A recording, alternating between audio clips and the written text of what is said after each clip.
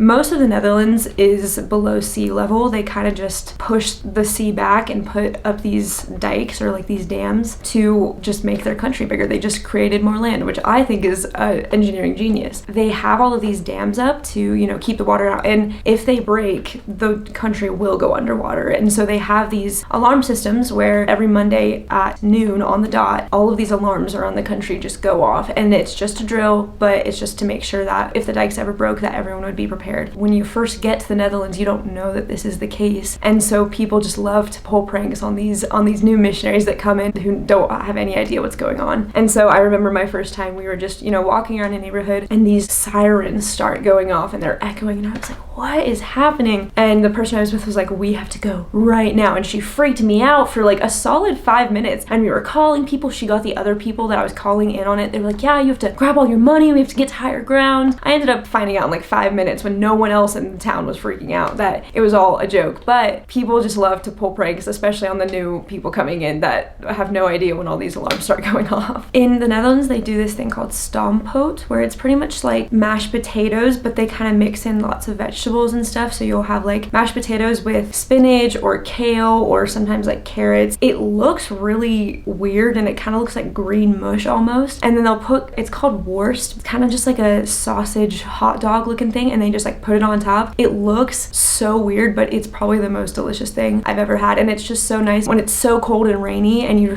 get to go in someone's house and just have homemade stamppot. It's perfect. It's so delicious. I loved it. I also was in Belgium for the other half of the time that I was in Europe. My favorite Belgian food, it's called stoofvlees. Belgium is very known for their french fries. They're perfect. They're so good. And then they put this like beef stew on top. They just mount it onto the french fries, and it's to die for. It is so good. It's probably what I miss most out of anything. A very Dutch thing is called Haring, or herring. It's just kind of a fish, and it's a raw fish, and what they do is they just cut the head off and keep the tail on, and you can get it at any market, open market that they have. It's all over the Netherlands. A tradition we would do is when you first move to the Netherlands, every person would have to do it, and it's not delicious really at all. I'm not really a fish person anyways, but you take it, you just hold it by the tail, and sometimes they'll just like put onions on top, and it's just a fish, and you just hold it above your head and you dip it into your mouth and you take a bite and you pull it out. Not my favorite thing, but the experience is fun. To say you did it was fun, but I couldn't finish it. It was not it for me. Belgium and the Netherlands are very, very diverse places, and so I just got to try a lot of foods from around the world. I had a lot of food from Iran, which was super good. Turkish food is also really, really big, and so just like pitas and lamb and lots of stuff like that was super good. I also got to have fufu from Africa. So I just got opportunities to try lots of different, really diverse things when I was there, which was really exciting.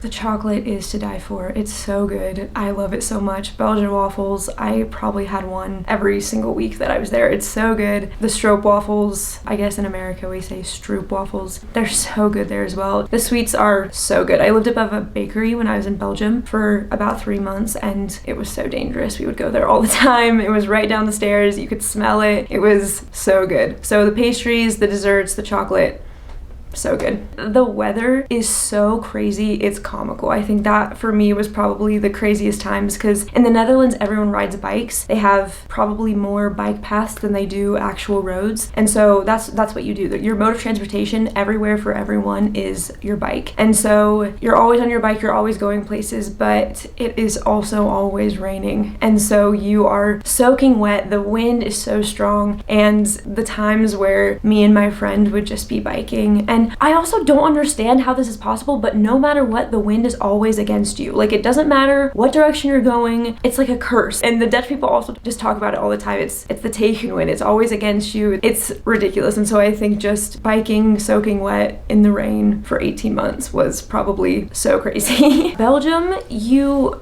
don't bike as much. There's not as much of a steady bike system like there is in the Netherlands. I still did a lot of biking when I was there, but there's no no like perfect bike paths like in the Netherlands. You're kind of just on the cobblestone roads. I remember biking or breaking my bike so many times. I was in a really tiny city in Belgium for a couple of months, and there was just, everything was cobblestone, and so I just shattered my bike like 2 or 3 times. I would break the chain, I would mess up the handlebars just because it was so bumpy from biking all the time. They use tons of transportation as well. I also lived in Ghent for a couple of months, and I barely even biked when I was there. It's a huge city, and so we would just hop on the tram and take it everywhere. So in the Netherlands, my first city that I lived in was called Breda. It's in the southern part of the Netherlands in the province Brabant. I was not aware of this until it was going on, but there's this 10-day kind of party. It's called a Carnival. It's very similar to Mardi Gras. It's like the European version of Mardi Gras. Really only the southern part of the Netherlands celebrates it because that's where they're more Catholic, and it's a Catholic holiday. The city I was living in, it wasn't super big, it wasn't super crazy busy, but all of a sudden there was just like these weird decorations popping up, and me and my friend were walking through the train station one day, and just thousands of people poured out of this one train. They were dressed in like onesies and costumes, and they had like colorful hair, and I was like, what is going on? There was like thousands of people just coming into our city, and I asked my friend, I was like, what is going on? And she just told me about Carnival. It's a 10-day festival where people just come and party all day every day for 10 days. Super fun, super exciting, but I had no idea. So all of a sudden there was all these costumes and decorations, and I was so confused because it was like the middle of March, so it was crazy, but it was super fun and such a fun, exciting thing to experience. One thing I do really love about the Dutch people is they are so kind and they're so service oriented, because not many people speak Dutch. Most Dutch people even speak perfect English. A lot of their culture is American influenced and English influenced now, and so they were just so kind, because Dutch is a hard language to learn. I mean, any language is a hard language to learn, but trying to understand Dutch and really, you know, get it down was really stressful, and they were just so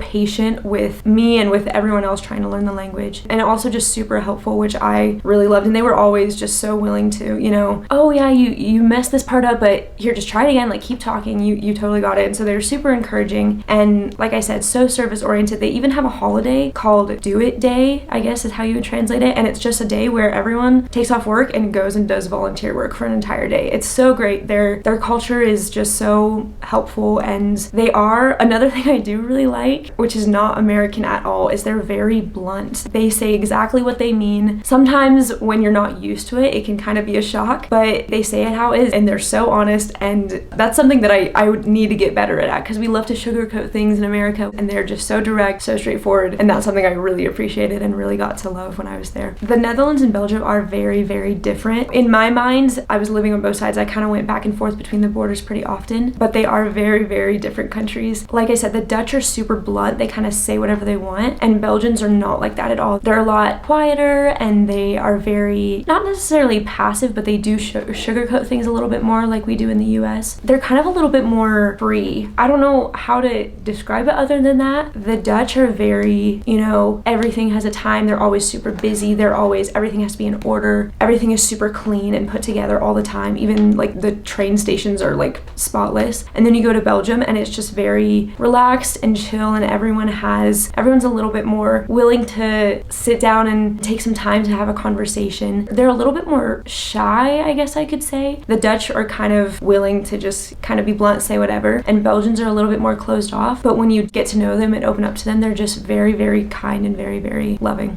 The languages are very different. In the Netherlands, it's very clear Dutch. It's Hollands is kind of how you say it. You just speak a very proper Dutch for the most part. There are dialects. If you go from the south to the north, you can definitely hear the different dialects, but for the most part, it's Dutch. But then Belgium, it's still Dutch, but they call it more of like Flemish. They call it Vlaams, and it's more of a French influenced Dutch. It's a lot softer. In the Netherlands, they have the guttural G, which is really hard and strong. You can hear it from a mile away, but the Belgian G is very soft and light. It almost has a little like sing-songy. You know how in English, like almost Scottish people sound a little like sing-songy and light and fun? That's kind of how you can compare like American English to Scottish English is like Dutch to Flemish. The dialects in Belgium differ a lot more from city to city than I feel like in the Netherlands. I was living in this tiny town, Lokeren, for a while. It's so small, and so the dialect is so prominent. Everyone kind of has their own words and own lingo for certain things, and if you go even just a city over, it can be totally different. It's just super interesting to learn about the different,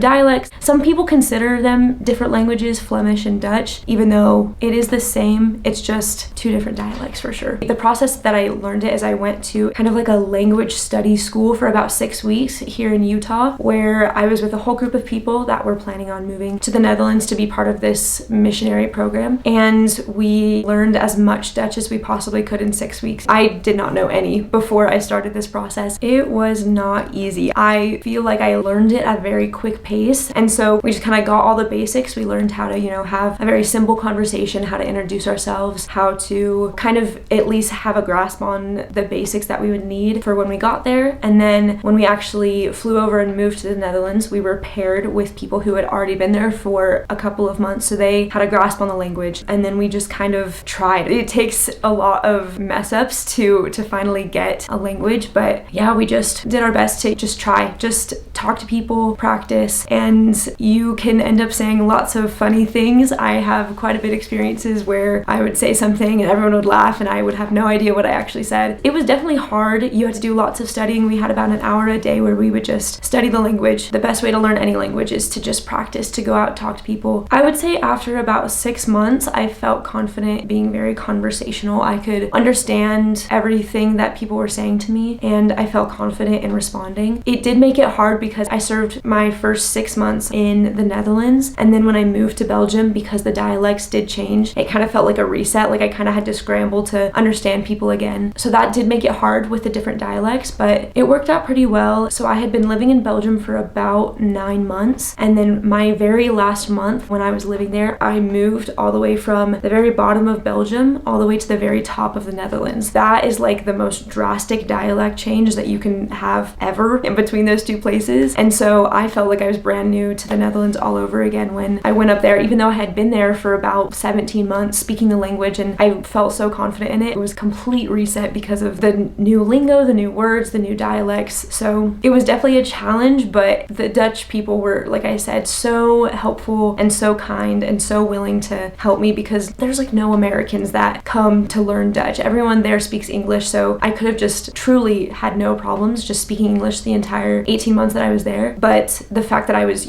trying and putting in the effort to learn their language, they were so appreciative of that, and so they were just so helpful in helping me improve my Dutch. Cost of living, it is a lot more expensive. In America, you can buy a pretty decent house that is pretty spacious for a decent amount of money. I mean, I don't own a house. I'm not a homeowner yet, but when I was there, everything is just very condensed because it is a small country, and so the apartments are small, the houses are very condensed. It's kind of like a townhome situation a lot of the time, where you don't really have a yard to yourself, but you share walls, and so lots of houses are smaller and a lot more expensive. And then grocery shopping honestly was not too bad. I prefer grocery shopping in the Netherlands because their fruits and vegetables and bread are a lot better quality for the prices that they have. I didn't have to deal with a lot of it just because the program I was in helped a lot with our budgeting and costs and stuff, but it wasn't too different from the US. Another big difference is just the history that they have, because when you're in the Netherlands, the streets you're walking on are older than our entire country. The entire United States government is younger than the cobblestone streets that you get to walk on, or the giant beautiful cathedrals that you get to see. And so I think what I loved about being there is just getting to learn about the history there and getting to experience something that was built centuries ago. A lot of the older generation there are the remnants of what happened during World War II. The Nazi Germany came in and took over the Netherlands for a time, and so I would have older men and women tell me about how Nazi Germany came in and how they would